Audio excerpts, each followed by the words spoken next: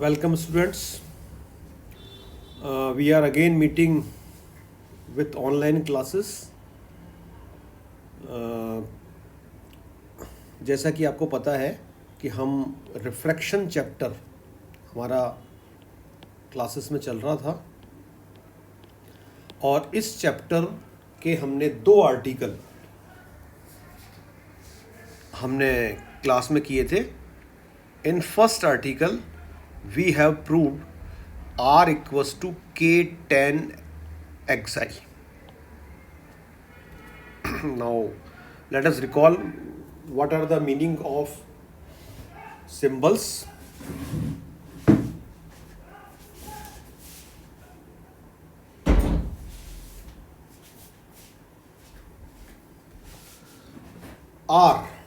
R denotes refraction, xi denotes apparent zenith distance and k is a constant. अगर हम थोड़ा सा article को थोड़ा सा और डीपली रिवाइज करें, या वैसे तो आपके नोट्स में होगा, देखिए अब इधर यहाँ मैं साइड में बना के बताता हूँ आपको. ये जो हम अभी देख रहे हैं ये तो एक न्यू फॉर्मूला है, इसको हम कहते हैं कैज़नीज़ हाइपोथेसिस. पर इसके पहले हम इस फॉर्मूले को थोड़ा सा रिकॉल कर रहे हैं. देखिए आप, हमने कहा था आपको कि सपोज अगर अर्थ की लेयर से, ये अर्थ की लेयर है और ये एटमॉस्फेयर की अपर मोस्ट लेयर है. अपर मोस्ट लेयर का मतलब ये है कि इसके ऊपर देयर इज़ नो एटमॉस्फेयर, यूँ कह सकते हैं कि यहाँ पर वैक्यूम है. तो हमने ये क्लास में आपको एक आर्टिकल एक्सप्लेन किया था कि अगर एक स्टार, सपोज ये स्टार है, यहाँ से एक रे यहाँ पर एटमॉस्फेयर में एंटर हो रही है और इस रे का जो इंसिडेंट एंगल है वो हमारा है z. ठीक है. और जब ये रे अर्थ की सरफेस पे पहुंची, suppose this is the surface of earth और ये ऑब्जर्वर है, तो जब ये अर्थ की सरफेस पे पहुंची, थोड़ा सा इस डायग्राम को मैं सही कर देता हूँ. तो देखिए अब अर्थ की सरफेस पर ये रे, इसको हम डिफरेंट कलर से शो कर दें तो ज़्यादा सही रहेगा. ये रे जब ये अर्थ की सरफेस पे पहुंची तो ये इस तरह से पहुंची. ठीक है. ये रे इनिशियली यहाँ थी जब एटमॉस्फेयर में इसने एंटर किया, और जब ये ऑब्जर्वर पे पहुंची, O is the observer situated on the earth surface, तो ये इस तरह से इस तरह से इस रे को हमने शो किया है. अब व्हाट इज़ R, इसको हम रिकॉल कर रहे हैं. तो R is the deviation produce in the रे. मीन्स ये रे, अगर मैं ये वाली देखिए आप, ये आपकी इनिशियल इंसिडेंट रे है, इसके पैरेलल अगर मैं यहाँ पर एक लाइन ड्रॉ करूँ, यानी ये दोनों ग्रीन लाइंस पैरेलल हैं, इसका मतलब ये जो एंगल आपको z यहाँ शो हो रहा है, ये सेम एंगल यहाँ भी बनेगा, कॉरस्पॉन्डिंग एंगल्स. ठीक है. ये एंगल इज ऑल्सो z. तो और इस एंगल को, ये वाला जो एंगल आपको दिख रहा है, देखिए ये हम जो मैंने मार्क किया, इसी को हम बोलते हैं अपरेंट जेनिथ डिस्टेंस, जिसको हम xi से डिनोट कर रहे हैं. तो ये कंप्लीट एंगल मेरा है, इसके इक्वल है, तो this angle is my z. तो अब आप देखिए, अगर मैं यहाँ z में से xi को सब्ट्रैक्ट कर दूं, तो which angle I have left with z minus xi is nothing but this angle. Okay. This angle we denote by r. तो in this way R means diffraction is equals to z minus xi. ये आप अपने first जो मैंने आपको lecture class में refraction का दिया था उसको आप रिकॉल कीजिएगा. z को हम बोलते हैं ट्रू जेनिथ डिस्टेंस और xi को हम बोलते हैं apparent zenith distance. And the difference between true zenith and apparent zenith distance is called R, the refraction. और जो हमने फॉर्मूला ये वाला जो आपको दिख रहा है सामने, जो मैंने अभी आपको एक्सप्लेन किया, ये वाला फॉर्मूला, ये फॉर्मूला हमको आर और एक्साई में रिलेशन एस्टेब्लिश करता है। देखिए आप, आर ये सेम, दोनों आर सेम है, ये is equals to k ten एक्साई। तो आर जो कि originally difference between Z and एक्साई है, लेकिन जब इसको हम फॉर्मूले में इसके लिए फॉर्मूला ऑब्टेन करते हैं तो इस फॉर्मूले में जेड नहीं है। This formula contains R and xi and K is a constant. और इस कांस्टेंट को भी अगर आप रिकॉल करें तो के की वैल्यू हमारे पास वहाँ आई थी mu naught minus one, where mu naught is the, what is mu naught? Mu naught is the refractive index of the first layer. जो फर्स्ट लेयर मतलब वो लेयर जो कि ऑब्जर्वर के कांटेक्ट में है। तो ये सारी बातें तो मैंने आपको आप पहले वाली रिकॉल करवाएंगे ताकि आपको ये वाली बात समझ में आ जाए जो हम आज करने जा रहे हैं।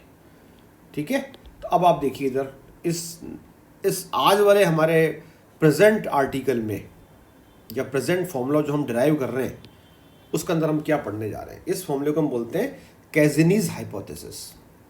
एग्जाम में अगर आपके क्वेश्चन आएगा तो कैसे आएगा? ये आएगा डिराइव या एस्टेब्लिश या प्रूव कैज़नीज़ हाइपोथेसिस, सिर्फ इतना सा लिखा हुआ आएगा। तो उसके लिए आपको इस हाइपोथेसिस का जो लास्ट रिजल्ट है, जिसको कि हम फॉर्मूला बोलेंगे कैज़नीज़ फॉर्मूला, वो भी आपको एग्जाम में याद करके जानना है। तो देखिए आप यहाँ पर हम कैसे कह रहे हैं, ये जो आपको प्रेजेंट फिगर दिख रहा है इसमें हमने ये तो हमारी अर्थ है, ये ओके, ये लिखा भी है अर्थ सरफेस, देखिए आप, तो ये अर्थ है, यानी जो इनसाइड जो आपको स्फीयर दिख रहा है वो अर्थ है। और जो आउटसाइड आपको स्फीयर दिख रहा है ये क्या है, ये हमें समझना है। देखिए आप, तो हम इस फॉर्मूले की पहले हम जो भी इसकी रिक्वायरमेंट है, जो कि इसकी लैंग्वेज है, वो हम यहाँ पर लिख रहे हैं। ये क्या कह रहे हैं हम? If the zenith distance of the star is considerable then we derive another formula for refraction by regarding the atmosphere to be condensed in a homogeneous spherical shell। यानी कि जो हमने अभी फॉर्मूला जिसकी हमने बात की रिफ्रैक्शन का, R equals to k ten एक्साई, इसके ऊपर इस फॉर्मूले को ऑब्टेन करने की एक प्री कंडीशन थी। वो देखिए मैंने आपको बताई भी थी और आपके बुक्स में भी लिखी हुई होगी। वो क्या है कि the value of Z, and what is Z? Z is the zenith distance, true zenith distance। अगर ये value of true zenith distance is not very large, then only this formula holds। लेकिन अगर Z की value बड़ी है, if the value of Z is considerably large, then we obtain another formula, जिसको कि हम यहाँ पर नाम दे रहे हैं कैज़नीज़ हाइपोथेसिस। ठीक है, तो स्टार्ट ही हमने इससे किया है कि अगर जेनिथ डिस्टेंस किसी स्टार की कंसिडरेबल है, कंसिडरेबल का मतलब मोर है, लार्ज है, then we derive another formula, है ना। अब इस फॉर्मूले की हमारी जो मेन की कंडीशन है वो क्या है कि हम एटमॉस्फेयर को अज्यूम करते हैं वो एक होमोजेनियस स्फेरिकल शेल में कंडेंस्ड है। क्या मतलब हुआ इसका देखिए मतलब ये हुआ कि हम ये मान रहे हैं कि ये तो हमारी देखिए अर्थ है, जो मैंने अभी आपको बताई, ये वाली अर्थ है। इस अर्थ के बाहर, ये देखिए अब इस अर्थ के बाहर ये एक स्फेरिकल शेल है पूरी, यहाँ से लेकर यहाँ तक। इस स्फेरिकल शेल में एयर कंडेंस्ड है और इस पूरी लेयर जो एयर की है इसका रिफ्रैक्टिव इंडेक्स सेम है। मतलब जो हमने पहला वाला आर्टिकल किया था, आपको याद है, R equals to k ten एक्साई, उसमें हमने क्या एज्यूम किया था? उसमें हमने एज्यूम किया था कि जो हमारी पूरी लेयर जो है अर्थ की सरफेस से लेकर अपर एटमॉस्फेयर तक, ये पूरी air n+1 different refractive index के लेयर में अरेंज्ड है। यहाँ पर हमने कितनी लेयर मानी थी? n+1, और इन सब लेयर्स का रिफ्रैक्टिव इंडेक्स वेरी कर रहा था, है ना। सबसे ऊपर वाली रिफ्रैक्टिव जो हमारी लेयर थी उसका रिफ्रैक्टिव इंडेक्स सबसे कम था, फिर उसके हम नीचे जाते हैं तो और हमें डेंसर एयर मिलती है, उसके नीचे जाने पर और डेंसर मिलती है। ये भी सब बातें मैंने आपको पहले क्लियर कर रखी हैं। तो वहाँ पर और यहाँ पर क्या डिफरेंस है? यहाँ पर इस आर्टिकल में हम ये एज्यूम कर रहे हैं कि अर्थ, ये तो है अर्थ, और अर्थ के बाहर जो हमारी जहाँ तक एयर है वो पूरी की पूरी एयर एक यूनिफॉर्मली रिफ्रैक्टिव इंडेक्स की लेयर है और वो एक स्फेरिकल शेल में अरेंज्ड है। और ये जो हमारी स्फेरिकल शेल है ये इस अर्थ के साथ कॉन्सेंट्रिक है। मतलब इस स्फीयर का जो आउटर सरफेस है, ये आउटर सरफेस है एयर की, सबसे लास्ट सरफेस, इसका और हमारी अर्थ का सेंटर सेम है। तो इस 3 लाइंस का जो मैंने आपको बताई, इसका मीनिंग ये हुआ। ओके, फिर आप देखिए आगे, इसको तो हम वापस क्लियर कर देते हैं क्योंकि ये तो खाली हमने समझने के लिए बात की है। अब देखिए इसके बाद हम क्या करें, let O be the observer. तो ये तो आपका ऑब्जर्वर है ही, ओ को हम ऑब्जर्वर कहते हैं। देखिए यहाँ ऑब्जर्वर कौन, कहाँ बैठा है, यहाँ पर ये ऑब्जर्वर, ये रहा। नेचुरली ऑब्जर्वर कहाँ होगा, अर्थ की सरफेस पे होगा। फिर देखिए आप, हम जेनिथ, एक तो देखिए कहते हैं जेनिथ डिस्टेंस और एक हम कहते हैं सिंपल जेनिथ। तो जेनिथ क्या होता है, zenith is the point which is directly above the head of observer. तो ये सी क्या है, सेंटर ऑफ द अर्थ। सी से ओ को जो लाइन, सी से ओ तक जाने वाली जो लाइन है, ये लाइन, इसको जब हमने डायरेक्टली ऊपर एक्सटेंड किया तो ये ऊपर हमको मिली जेनिथ पॉइंट, ठीक है। और फिर हमने क्या कहा, फिर हमने कहा साहब कि x is a distance star, ये एक स्टार है। यहां से एक रे ऑफ लाइट स्टार्ट होती है चलना, एक्स से देखिए चल रही है ये, और ये जाकर स्ट्राइक कर रही है पी पॉइंट पर, where P is any point on the outer boundary of the atmosphere. क्योंकि एटमॉस्फेयर हमारा यहाँ से लेकर यहाँ तक यूनिफॉर्मली डिस्ट्रीब्यूटेड है। यानी यूनिफॉर्मली डिस्ट्रीब्यूटेड का मतलब इस पूरी एटमॉस्फेरिक लेयर का रिफ्रैक्टिव इंडेक्स म्यू है।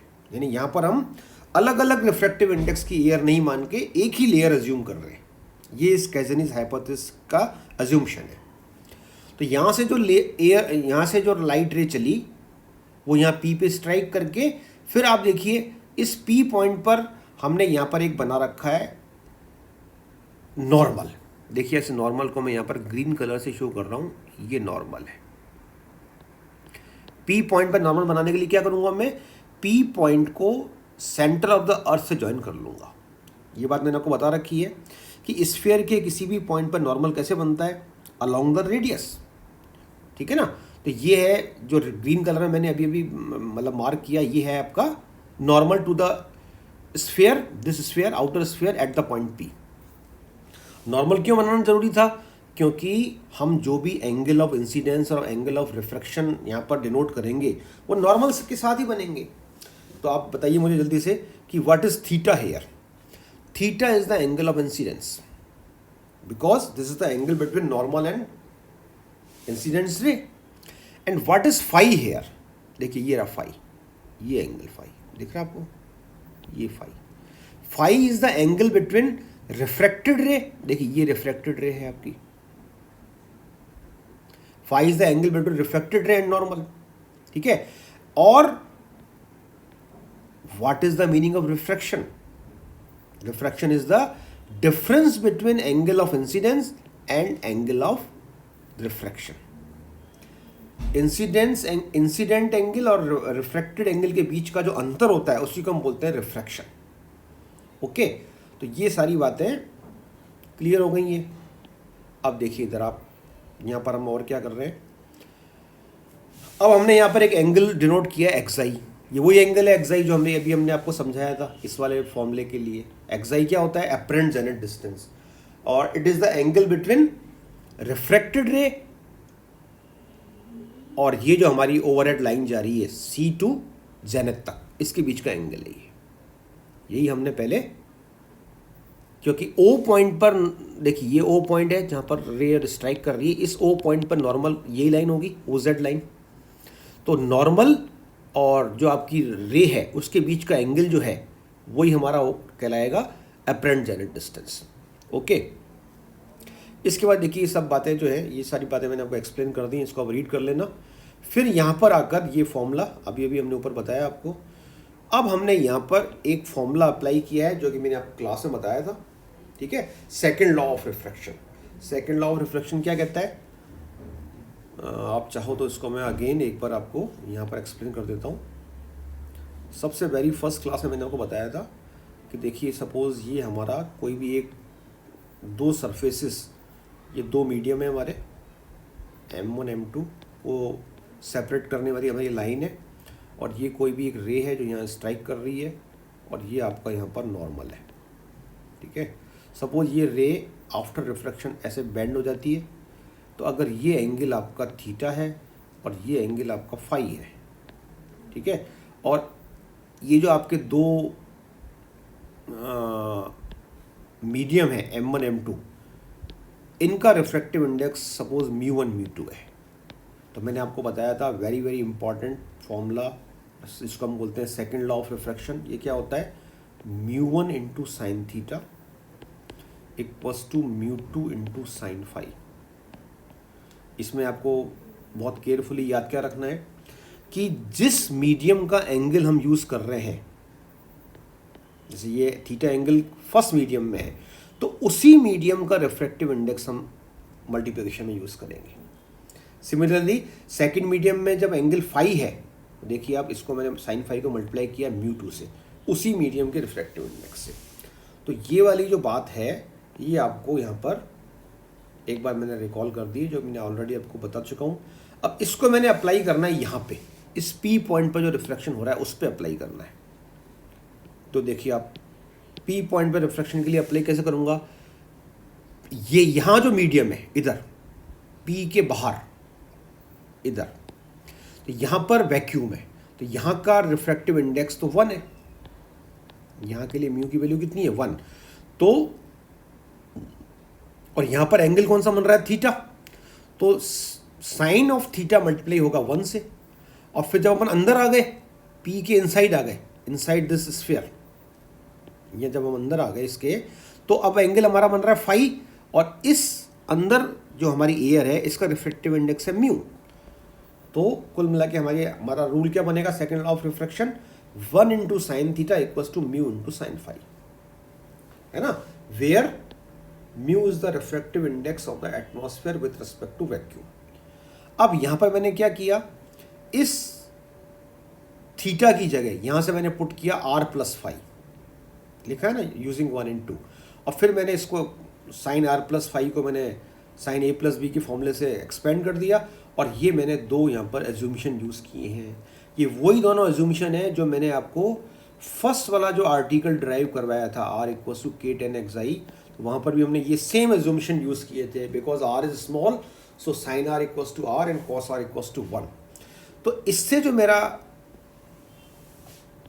सिंप्लीफिकेशन होकर जो लाइन रिजल्ट होकर आई वो आ गई r equals to mu minus 1 tan phi, ठीक है। आप ध्यान से इस लाइन को देखिए तो आपको एक बात समझ में आ जाएगी कि जब हमने ये वाला आर्टिकल किया था, फर्स्ट वाला, सॉरी ये वाला जब हमने आर्टिकल किया था, तो वहाँ पर भी हमारे पास सेम लाइन ऐसी आई थी, r equals to mu naught minus 1 tan xi, वहाँ पर ऐसा आया था, और वहाँ पर हमने म्यू नॉट माइनस 1 को बोल दिया था k। तो अगर आप इन दोनों को कंपेयर करें तो आपको लगेगा ये तो ऑलमोस्ट सेम है, सिर्फ म्यू नॉट माइनस 1 की जगह म्यू माइनस 1 आ रहा है, लेकिन एक्साई की जगह यहाँ फाई आ रहा है। ये वाली बात ध्यान से समझने की है कि जब हम फर्स्ट वाला आर्टिकल करते हैं तो डायरेक्ट 10 में एक्साई आता है, जबकि यहाँ पर क्या आ रहा है 10 में फाई आ रहा है। तो अब कुल मिला के हमारा यहाँ पर ऑब्जेक्ट क्या है, हमारा यहाँ पर उद्देश्य क्या है कि हम एनी हाउ यहाँ जो मेरे पास फाई आ रहा है, ये इस फाई को हटाकर एक्साई लेके आना।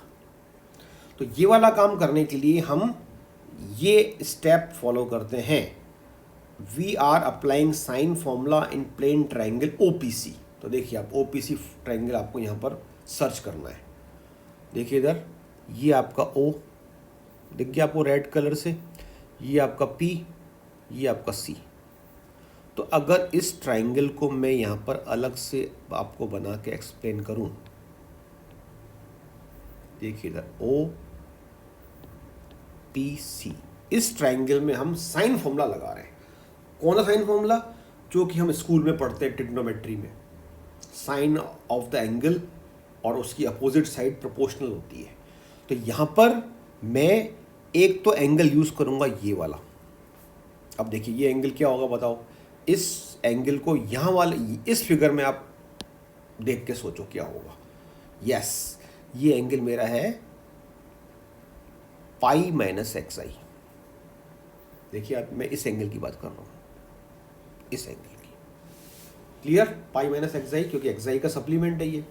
और ये वाला जो एंगल है, दूसरा एंगल जो मैं यूज़ करूँगा वो ये वाला, ये एंगल है फाई। इसको तो मुझे यूज़ करना ही है, क्योंकि इसी को तो मुझे एलिमिनेट करना है। मुझे फाई की value in terms of x i लेनी है, तो मैं इन दोनों एंगल्स को यूज़ करूँगा। अब सवाल ये बचा कि क्या मुझे इन एंगल्स के अपोजिट साइड पता है? तो यस, देखिए आप, पाई माइनस एक्स आई की अपोजिट साइड है ए प्लस एच।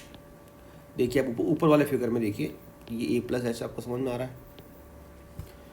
हाँ, where what is a? A is the radius of the earth and h is the height of the atmosphere. यानी कि अर्थ की सरफेस से स्टार्ट होकर जो अपर सरफेस ऑफ एटमॉस्फेयर तक जो मेरी एयर डिस्ट्रीब्यूटेड है, यूनिफॉर्मली डिस्ट्रीब्यूटेड है, उसकी हाइट हमने एच मानी है। तो ये एच हमको नोन है ना? तो ये एच ए प्लस एच हो गया। और फिर इस फाई के अपोजिट साइड ये वाली, ये है आपकी a, where a is the radius of the earth. ये दिख रही है आपको ओसी लेंथ। ओके, तो ये जब ये सारी बात हमको समझ में आ गई, तो now we are in position to write the sine formula. तो देखिए अब ये साइन फॉर्मूला हमने यहाँ पर अप्लाई कर दिया है। इसके बाद ये सारी वैल्यू पुट कर दी हमने, तो इससे मेरे पास ये रिजल्ट आ गया, साइन फाई इक्वल्स टू, देखो अब इससे समझ में आ रहा है आपको, sine phi equals to a upon a plus h sine x i. तो अब मुझे इस साइन फाई की वैल्यू को यहाँ पे यूज़ करना है, इस जगह 3 में। लेकिन प्रॉब्लम क्या है, 3 में फाई 10 के साथ प्रेजेंट है, जबकि यहाँ पर फाई साइन के साथ प्रेजेंट है। तो मुझे क्या करना पड़ेगा, मुझे इस लाइन से साइन फाई की वैल्यू से 10 फाई निकालना पड़ेगा। तो साइन फाई की वैल्यू से जब मैं 10 फाई निकाल दूंगा, वो मैं 3 में पुट कर दूंगा। तो अब आप बताइए ट्रिग्नोमेट्री की हेल्प से हम कैसे करते हैं, how we can transform one trigonometric ratio into another one. इसके लिए आप एक सबसे इजी मेथड क्या है कि आप एक ट्राइंगल बना लीजिए। इस ट्राइंगल में साइन फाई का जो डाटा है यहाँ से दिख रहा है हमारे को, इसको आप पहले शो कर दीजिए। कैसे? साइन फाई की जो आपका फॉर्मूला होता है परपेंडिकुलर अपॉन हाइपोटेन्यूज, जिसको हम हिंदी में कहते हैं लंब अपॉन कर्ण। तो अगर आप साइन फाई के फॉर्मूले को इससे कंपेयर करोगे, तो आप देखिए जो नीचे जो डिनोमिनेटर में आ रहा है ये आपका कर्ण है, हाइपोटेन्यूज ए प्लस एच। और जो ऊपर आ रहा है, ऊपर क्या आ रहा है, ए इंटू साइन एक्स आई, ये आपका लंब है यानी परपेंडिकुलर। तो आप देखिए यहाँ पर मैंने लंब में ए साइन एक्स आई और कर्ण में ए प्लस एच यूज़ कर दिया है, परपेंडिकुलर और हाइपोटेन्यूज में। और ये जो थर्ड साइड है हमारी बेस, इसको मैंने कैसे निकाला? यस, इसको मैंने निकाला पाइथागोरस थ्योरम से, यानी कि स्क्वायर ऑफ कर्ण माइनस स्क्वायर ऑफ लंब का अंडर रूट। ये अंडर रूट दिख रहा है आपको 1/2। तो अब ये करने के बाद I am in a position to write the value of 10 phi. ठीक है, 10 फाई के लिए आप क्या करोगे, 10 फाई का फॉर्मूला क्या है, परपेंडिकुलर अपॉन बेस, यानी लंब अपॉन आधार। ये तो आपका लंब हो गया, ये आपका आधार हो गया। तो लंब अपॉन आधार 10 फाई की वैल्यू आ गई। देखिए आप, अब ये 10 फाई की वैल्यू मैं 3 में पुट कर दूंगा। तो देखिए आप, इसके बाद तो आपका सिंपली वो है, क्या बोलते हैं, ये सब तो आपको नहीं लिखना है, ये तो खैर मेरे नोट्स की चीज़ें हैं। ठीक है ना, सीधे आर्टिकल अब यहाँ आगे चल रहा है। ठीक है ना, तो आप देखिए यहाँ पर r equals to mu minus 1, ये 10 फाई की वैल्यू पुट कर दी हमने। इसके बाद थोड़ा सा हमने यहाँ पर मैथ्स अप्लाई किए। कैसे? देखिए आप, पहले तो मैंने यहाँ पर इस अंडर रूट के अंदर जो आपको स्क्वायर दिख रहा है ए प्लस एच होल स्क्वायर, इसको मैंने ओपन कर दिया। तो जब मैं इसको ओपन करूँगा तो ए स्क्वायर की टर्म आएगी इसमें से। इस ए स्क्वायर में से मैंने इसको ए स्क्वायर साइन स्क्वायर एक्स आई को कंबाइन कर दिया, ए स्क्वायर कॉमन लेके, तो बन जाएगा 1 minus sine square x i, that is cos square x i. तो ये दिख रहा है आपको। और फिर remaining terms as it is लिख दी मैंने। उसके बाद क्या किया देखिए अब इधर, उसके बाद मैंने यहाँ पर यहाँ से अंडर रूट के अंदर से ए स्क्वायर कॉमन ले लिया मैंने। देखिए ए स्क्वायर जब मैं कॉमन लूँगा तो वो कॉमन वाला ए स्क्वायर बाहर आकर ए बन जाएगा, और वो ए इस ए से कैंसिल हो जाएंगे, ये दोनों ए कैंसिल हो जाएंगे। तो वो मैंने थोड़ा डायरेक्ट कर दिया है, तो आप समझ जाना। तो देखिए आप ए स्क्वायर जब मैंने कॉमन लिया तो अंदर ये रिजल्ट हो गया, दिख रहा है आपको, ये ए स्क्वायर डिवाइड में आ जाएगा नीचे। फिर मैंने यहाँ पर एक एज्यूमशन किया है जो कि आपको ध्यान रखना है कि h upon A is small, ये स्मॉल यहाँ कट गया है थोड़ा सा, आप लिख देना since h upon A is small so neglecting h square upon A square. अब h क्या है, h तो है देखिए सब हाइट ऑफ एटमॉस्फेयर, और a क्या है, a है रेडियस ऑफ द अर्थ। तो प्रैक्टिकली a जो होता है वो h से बहुत बहुत बड़ा होता है, एटमॉस्फेयर की हाइट और अर्थ की रेडियस में से अर्थ की radius is very very large.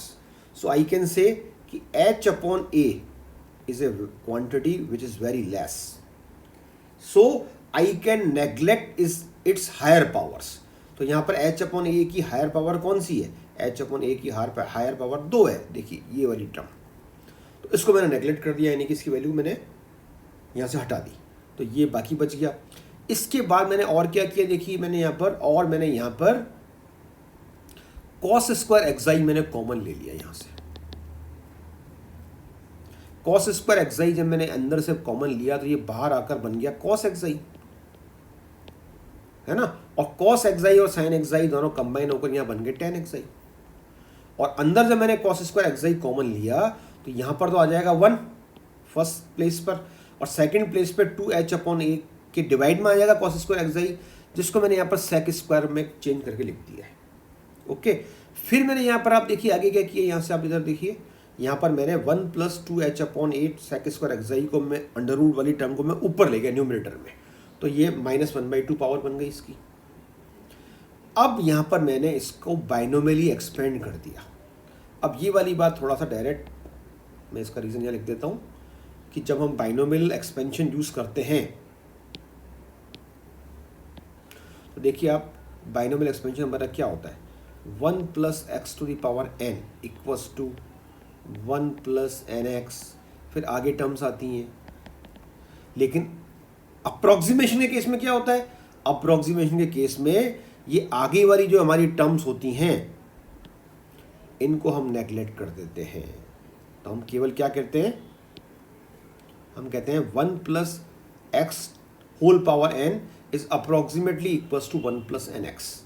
और इसमें आपको याद क्या करना है कि ये जो बाहर n पावर है ये अंदर यहाँ पर x से मल्टीप्लाई हो जाएगी, सिंपल, और ये ब्रैकेट ओपन हो जाएगा।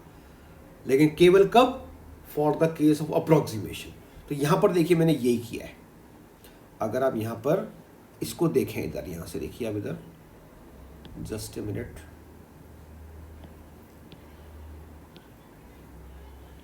इधर देखिए यहाँ से इधर ये ब्रैकेट कैसे आया, ये तो है आपका देखिए x, this whole is x, और ये आपका n है। तो आप इस फॉर्मूले को अप्लाई कीजिए, ये n पावर जो पावर है अंदर आकर मल्टीप्लाई हो जाएगी x से, तो बताओ क्या होगा, ये 2 और ये 2 कैंसिल हो जाएंगे और साइन माइनस का आ जाएगा। और आपको लिखना क्या है, अप्रॉक्सीमेशन, या हो सके तो ये लिख देना, ठीक है। फिर मैंने फर्दर क्या किया, फिर मैंने फर्दर सेक स्क्वायर एक्साई को मैंने 1 + tan स्क्वायर एक्साई लिख दिया। फिर देखिए आगे फर्दर क्या किया, इसको मैंने ऐसे अरेंज कर लिया, ये तो आपको समझ में आ ही रहा होगा। अब मैंने यहाँ पर बाहर जो μ-1 × tan एक्साई है इसको मैंने अंदर मल्टीप्लाई कर दिया दोनों टर्म से। ये फर्स्ट टर्म आ गई, ये सेकंड टर्म आ गई, ये वाला माइनस साइन बीच का ऐसा आ गया। इसके बाद फाइनली ये जो μ-1 × 1 - h अपॉन a है इसको मैंने एज्यूम कर लिया a, और -h अपॉन 8 μ-1 है इसको मैंने एज्यूम कर लिया b, ठीक है। सो दैट फाइनल मेरा जो फॉर्मूला है वो ये बन के आ गया, r = a tan xi + b tan cube xi। तो अब आपको नट शेल में याद क्या करना है, नट शेल में देखिए याद ये रखना है कि इनिशियल फॉर्मूला जो हमारा रिफ्रैक्शन का था वो तो था R equals to k tan x I. Exam में आए पूछने का ढंग क्या है क्वेश्चन का, सीधे फॉर्मूला लिखा हुआ आता है कि establish this formula R equals to k tan x i where symbols have usual meaning. तो वहाँ पर आपको सिम्बल्स भी एक्सप्लेन करने हैं और एक फॉर्मूला भी ड्राइव करना है। तो इस फॉर्मूले को ड्राइव करने का हमारा मेथड क्या था, हम पूरे एटमॉस्फेयर को अर्थ की सरफेस से लेकर एटमॉस्फेयर तक हम n+1 लेयर एज्यूम करते थे और कैसे आपकी रे ऑफ लाइट एंटर करती थी वो सारा आपको यहाँ पर डायग्राम बना के लैंग्वेज लिख के प्रूव करना है।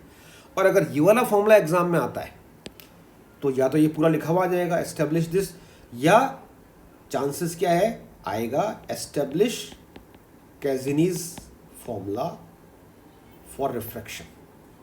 तो ये फॉर्मूला भी आपको डायरेक्ट याद रखना है कि कैज़िनीज हाइपोथेसिस या कैज़िनीज फॉर्मूला क्या होता है। तो अब इन दोनों फॉर्मूले को कंपेयर कर लो एक बार। हम क्या नोटिस कर रहे हैं कि यहाँ पर के टेन एक्स आई की सिमिलर टर्म ये ए टेन एक्स आई आ रही है और ये एक्स्ट्रा टर्म आ रही है बी टेन क्यूब एक्स आई। ठीक है, तो आई होप ये आपको फॉर्मूला समझ में आ गया होगा। तो अब आप इसको बुक से और नोट्स से समझ के फाइनली अपने फेयर नोट्स बना लेना, ठीक है ना।